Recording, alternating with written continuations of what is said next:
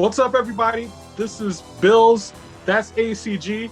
We are the Skybox Podcast, bring you nothing but our takes from this last week's sports and entertainment news.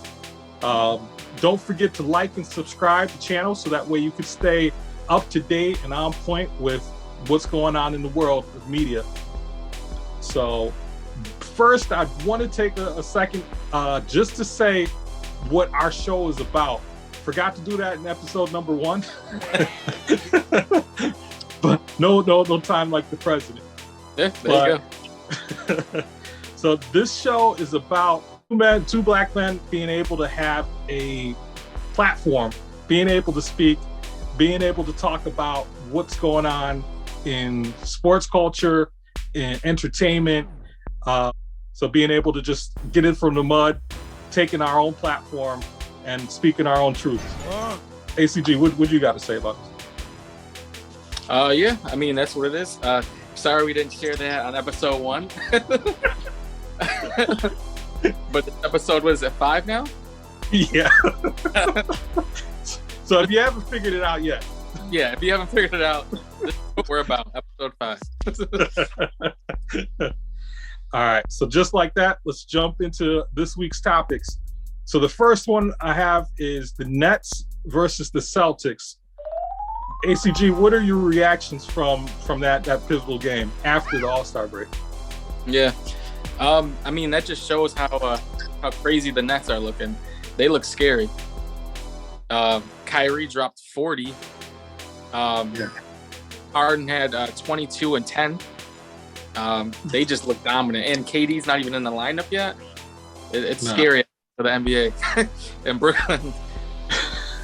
So I was looking at that one, and I was wondering, like you said, they steamrolled. Like they're clicking. They don't even need Kyrie. Like KD could just stay on the bench for like another, just get warm. You know, just they'll have him over on the side on the exercise bike, just stay loose. Yeah. He'll be like in the WWF, how like the one guy would run out from the back. Yeah, after the whole thing. Yeah.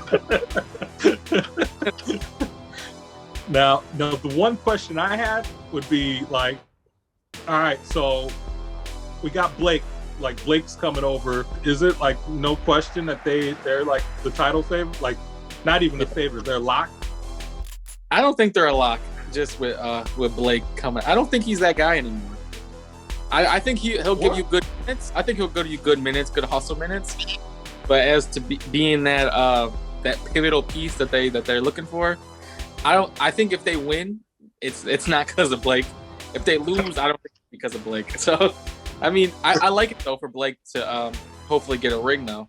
I mean, he's back in the NBA now. You know. Yeah.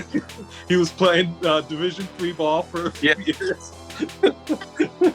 Detroit doesn't have a team. I saw this one stat that said this guy hasn't dunked since 2017. His last dunk was jumping over the Kia. Yeah. But no, I like the move. I like the move for Blake, just because I always, rooted for him to kind of get a ring. But as far as a difference maker, I don't think he's that guy at this point. I mean, the tough thing about it, he's a big body, but even with that, he was never like imposing defensive threat or anything. No, not at all. But, and I'm wondering too, because with their lineup previously, it was one where there wasn't a lot of congestion in the paint. Right. So like, yeah, I mean, I was rooting for Blake to go to Miami. Yeah. Because that would have been crazy to have Bam, him, like that would have been a crazy lineup. But instead he decided to, go probably win a ring. Can't be salty. He's dunked his last dunk. Yeah. All right. Next up, we have a dream matchup situation. We have a little bit of a 2-on-2, matchup that would probably be an all-time great. ACG, who do you have in Larry Legend, Larry Bird, with teamed up with Magic Johnson going against LeBron and KD? This isn't close for me. Well, I mean, it is close, but it's not. It's LeBron and KD all day. All day. Yeah. All Yeah. day. Wow. Yeah. That's bold. That's bold. I think it's just based on pure athleticism at this point. Okay. I think Magic was more of a because 2-on-2 is normally half court. Yeah. So I'm thinking it's half court. So Magic did a lot of his damage during the fast break. That's where his vision popped out, get defenders. Yeah. But in a half court setting, I think LeBron's just gonna live at the rim the whole time. I don't see Magic staying in front of LeBron, and no one can stop KD. So I think KD and LeBron would make it tougher for Magic and Larry to score than as opposed to the other way around. You know, for me, I think it's tough because I think that the person who would have the most trouble would be KD. I'm just gonna say KD's kind of frail, right? He's still like his body type is still of like the 80s. So like I think both of them, like Larry Bird especially, like they both would have been able to like put some pretty good D on. LeBron, like you said, LeBron is a freak of nature as far as like his build, and even with him slimming down after leaving Miami, he still would be able to do whatever he wanted because Magic was primarily guarding guards. Mm-hmm. So he wasn't really guarding another like 6'8" guy who's like, ripped. Mm-hmm. So that, like that's pretty much like asking him to guard a forward from back in the day. Yeah. Same thing. Bird. I mean, Bird was a like do anything to win guy. Yeah. But he wasn't shutting down like Charles Barkley or like he wasn't shutting down the prominent power forwards back then. He was kind of more on the like the like small forward side. So yeah. Now I think Magic. I think with the exception of LeBron, I think Magic and Bird rank higher on the all-time list than a KD does right now. Yeah. But as for 2-on-2, I don't think you're beating the Reaper King. Yeah, I mean, especially the fact that LeBron would be able to do whatever he wanted. Yeah, that would just kind of leave. They'd have to double him at a certain point. Yeah, and that's leaving KD to do whatever he needs. So and got a nasty handle too. Yeah, so that's the other thing. Like, I think Magic could probably handle, be able to deal with the handle. Mm-hmm. Bird ain't dealing with the handle. No. If there's a switch off, Bird is going to be lost out there. Yeah. As Jack would say. So, all right. Next up, we have PJ Tucker. This guy is on the move. The trade options. Where should PJ Tucker go to kind of best make a splash? Go to Brooklyn. Everybody else is. Honestly, I think either Brooklyn or I think would use him. Just because he's really that spot-up shooter that's kind of in the corner waiting. Yeah. And that's perfect for a Harden who's driving or a LeBron who's driving. Just kick it out. I think either Brooklyn or LA or even the Clippers, mostly Lakers and Brooklyn. I got one for you that is probably a little unconventional, but I'm actually saying the Milwaukee Bucks. Yeah, I can see that too. Yeah, because Giannis is driving all day, but out like Middleton, he's going to be able to knock down good shots. But I feel like Tucker is, that's where his bread and butter is. Yeah. I think that'd be a good fit too, because Middleton he can put the ball on the floor and kick it out. So yeah, that would work out good too. I think the chances of winning a title though, I think Brooklyn and LA. Yeah. Instead, he probably goes to Detroit and leaves the league. You'll next see him like during Fashion Week, when he's like unveiling a new line of kicks. Yeah, he's like, "Oh, he played in the NBA. Didn't he play with Chris Paul once?" Yeah.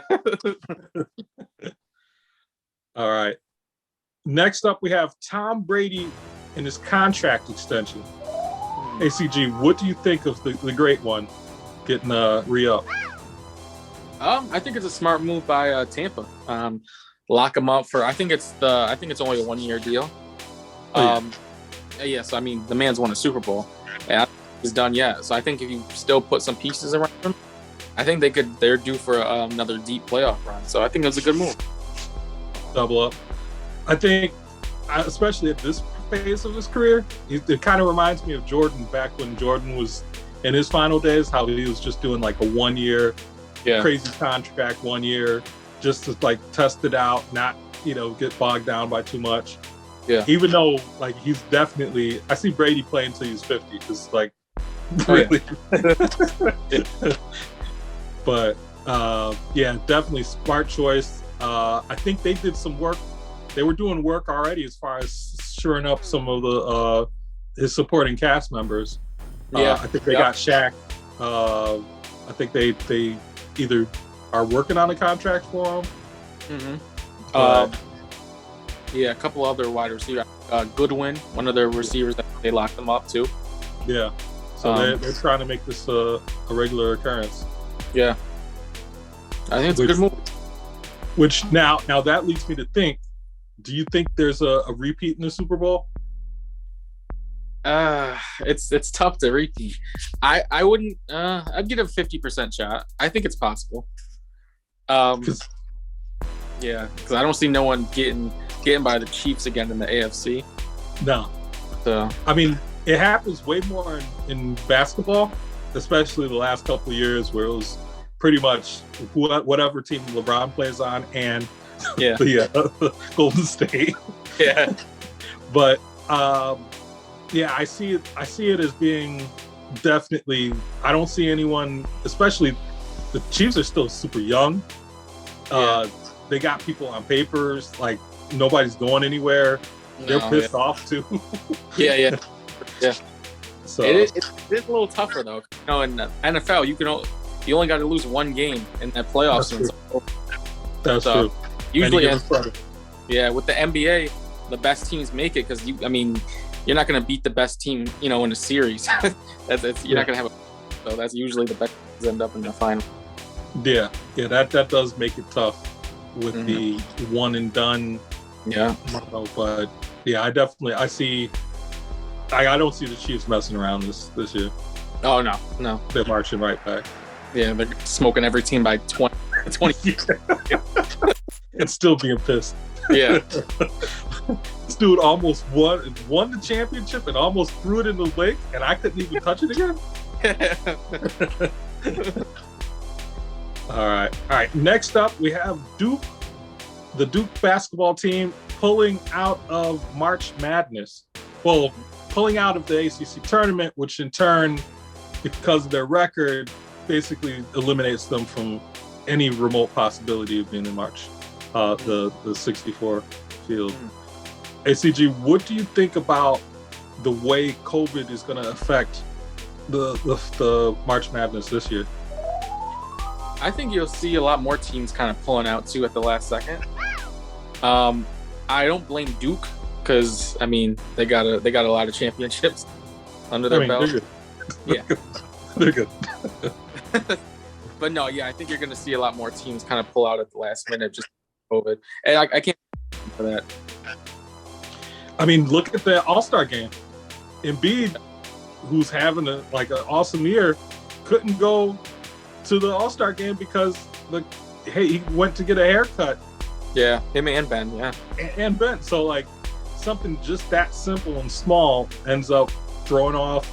I could definitely see not a team that's barely hanging on like Duke, but I could see a major contender potentially having an issue because there's a COVID scare. Yeah. So weird time. So that just means that my Syracuse Orangemen may be able to. They may be able to win it all. Probably not. Probably that is not.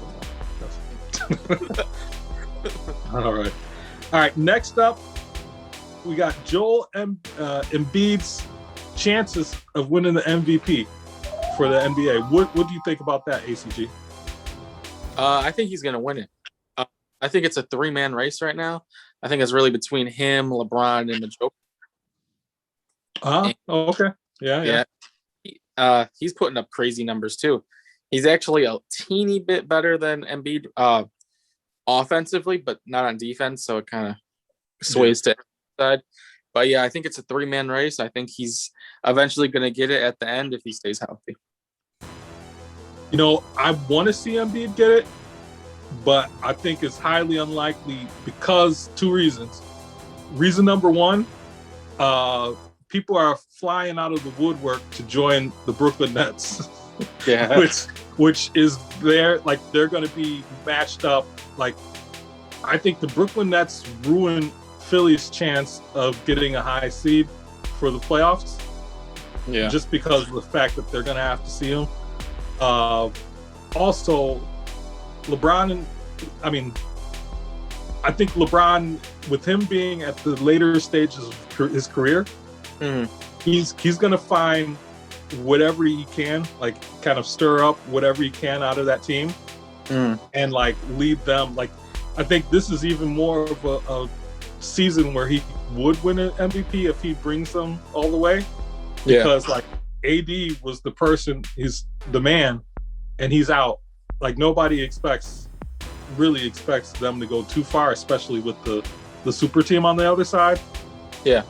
So if he's able to march through the West and get into the finals, and not even the finals, if he's able to confidently march, up to the Western Conference Finals with or without AD, I think it ends up on to LeBron just because. Yeah. That brings me to my point where I think they should announce the MVP after the playoffs are done. So you can get a totality of it and not get after. Like a Giannis again? Yeah. Is this your MVP? Yeah. Yeah. That's. I agree, because they should just get rid of the Finals MVP and just have an MVP. Yeah. Pretty much. Because what sense is it? You're the MVP of the league, but you didn't take your team anywhere. Right. Yeah. Or you got bounced out in the first round. Yeah. I think that's like a bad look on the NBA overall. Yeah. So, all right. Next up, we have Pat Ewing getting accosted by the New York Knicks staff.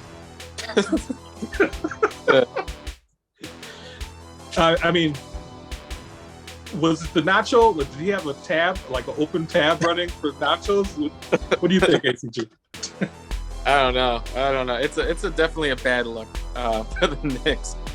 Right when they were doing good too, everyone was going crazy talking about how good the Knicks are doing right now.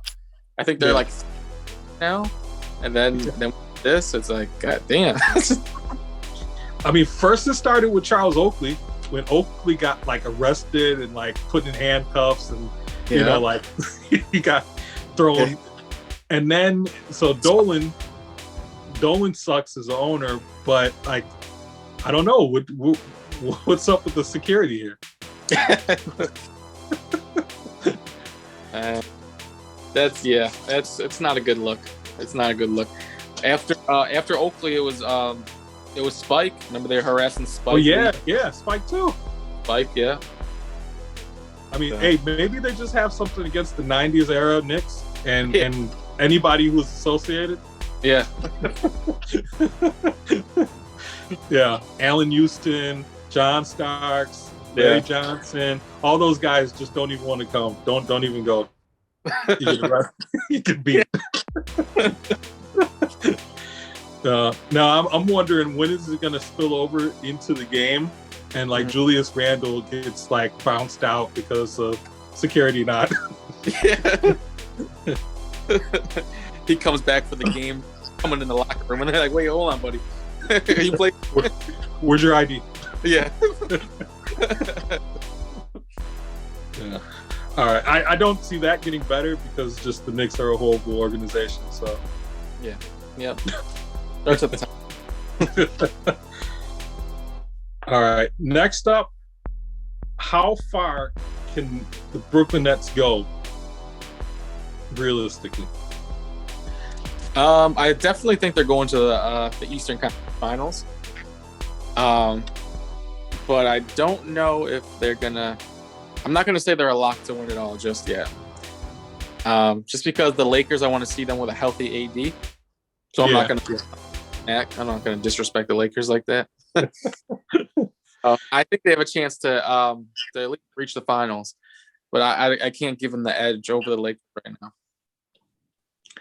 You know what? I want to like as much as I want to say the Miami Heat is going to have a whole resurgence and they're going to, go back and dominate. I think the Sixers probably pose the most trouble.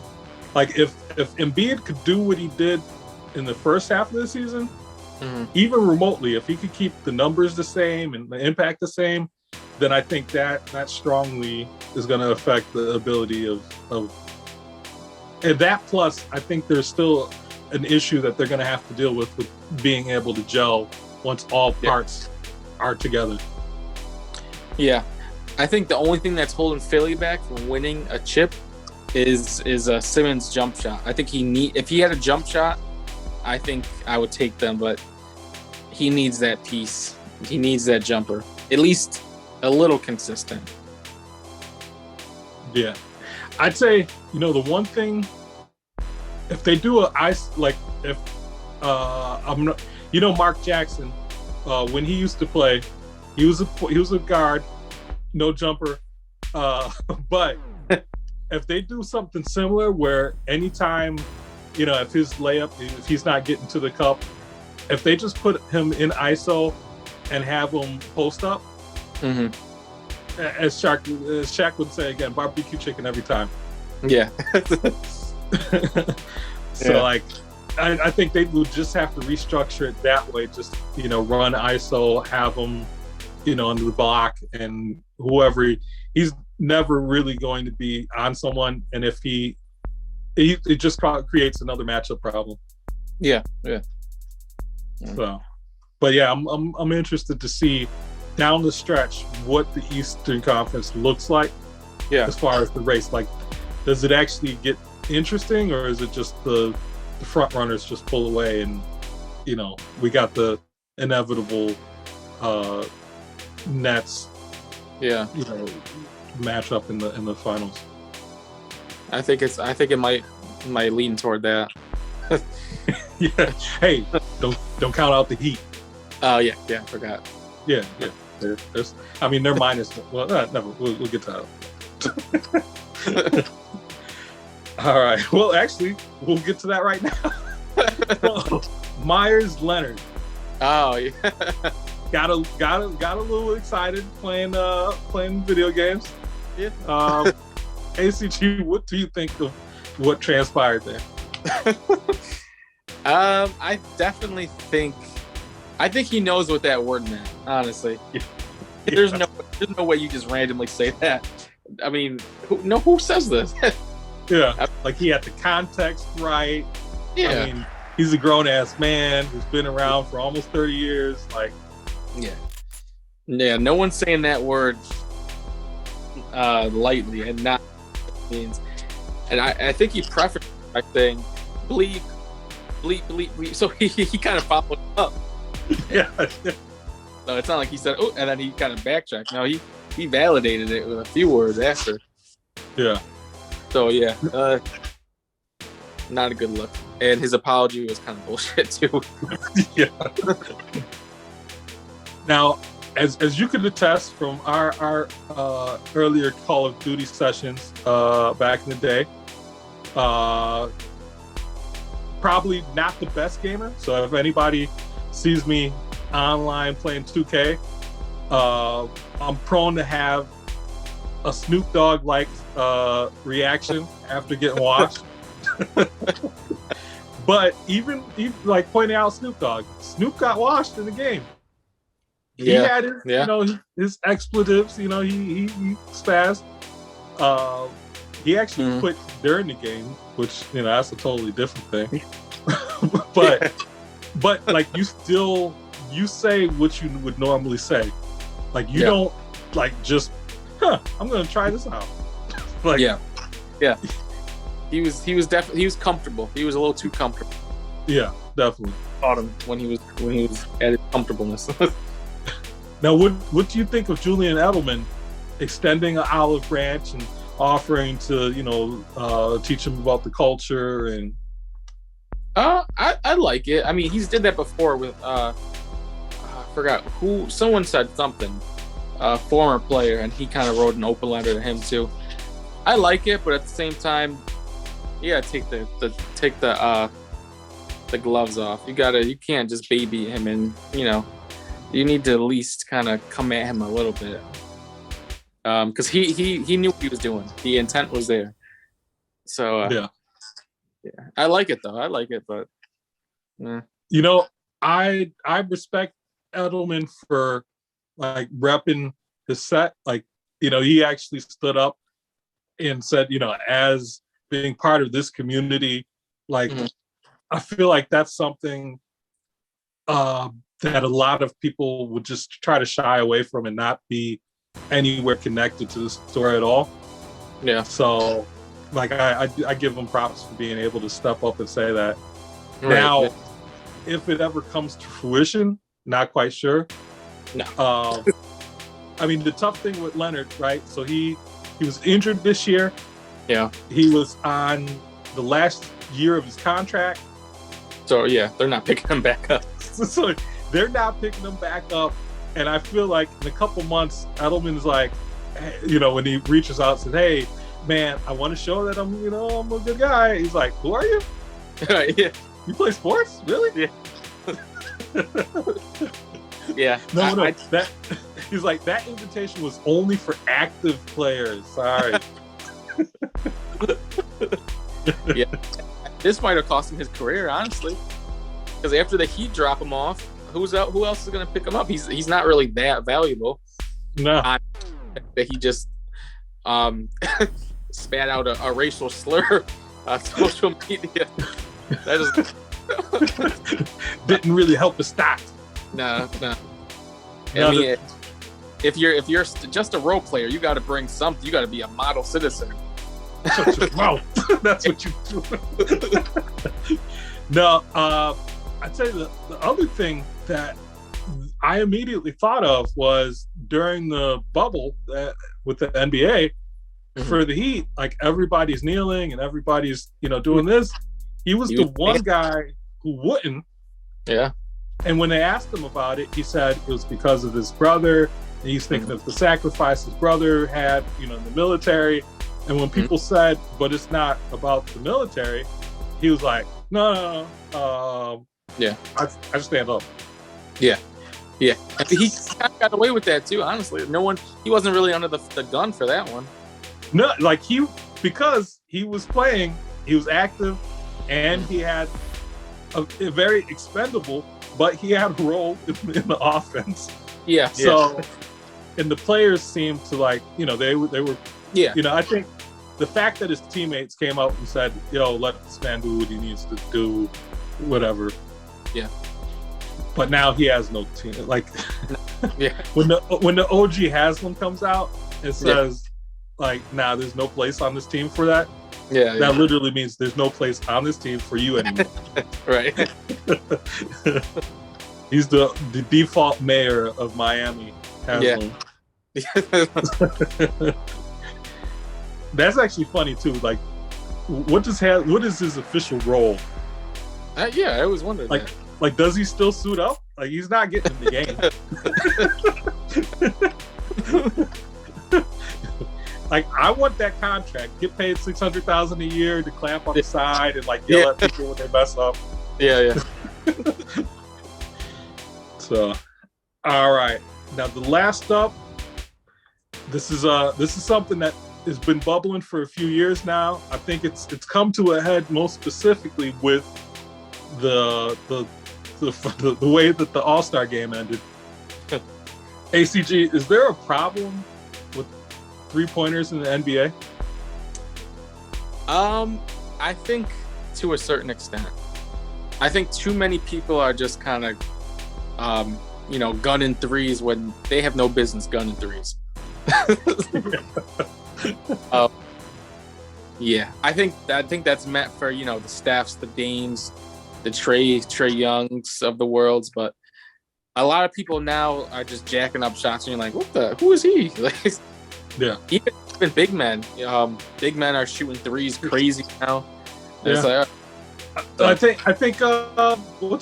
Embiid is at 40%. Yeah. Which is crazy. 7'1" in the paint, getting his hands dirty. He just steps out, pops him. Yeah. I think people were saying this a while ago, but I think Steph broke the game. Yeah, I do too. Yep. He changed. It's probably as much as Iverson changed the game, as much as Jordan changed the game, as much as Shaq changed the game. LeBron. I think Steph may have actually changed it more than LeBron, been more impactful with the style of basketball than even LeBron. Yeah, you could, yeah. Because you look at all the kids growing up, all the kids are jacking shots. Yeah. I hate to be a high school coach right now. Yeah. Yeah. No more layup lines. These kids are all jacking half court threes. Yeah. Yeah. And I think that in today's NBA, it's either a 3 is a good shot or a layup. So the mid-range game is totally been watered down. A mid-range shot is considered a bad shot, not like the 3-point shot is a good shot. So it's different now. So yeah. That's why Carmelo, I think, had so much trouble getting back in the league, because people are like, mid-range? Yeah. Wants that. Yeah. Yeah. So, but I think, I don't think it changes, though, really. No. I don't see it going back. I think, actually, in the future, I think they might have a 4-point shot. I mean, if they keep hitting logo threes, they're going to do something with that, I think they're going to, I heard them, I think they might implicate it in the All-Star game first. Yeah, one of these plays out. But yeah, I think if it has a good reaction, they might institute it. I think that's further down the line than where we are now. Possibility. Yeah. That's just going to be crazy. By that point, even centers are going to be pulling up for half-court 3-point shots during the second quarter of the game. Yeah. 13 minutes to go. Yeah, 20 still left on the shot clock. That brings me back to my hallowed playing days, mixing it up in the Catholic Youth Organization basketball. Our center, our big man, came down, grabbed, he was calling for me to pass it to him the entire way down the court. So I was just like, whatever, here. I pass it to him. He's at the top of the 3-point key, and he just lets it go. It doesn't hit the rim. No. It doesn't hit the net. Mm-hmm. It just went straight to that line on baseline, just hitting the baseline. And then he turns and he's like, "Sorry, coach." So that's going to be a regular occurrence at high school games, all over the nation. Yeah. Yeah, I think people don't realize that Steph and Dame actually practice those shots. They're not just lucky shots that they kind of just heave up game after game and it goes in. They practice that shot like it's a normal shot. That's why they make it at a high efficiency rate. You know what I hate? I hate to be the guy who collects and passes the ball to Steph or Dame during their workouts. That's a workout by itself, just grabbing the ball. Yeah. From half court, I'm fucking trying to grab all these.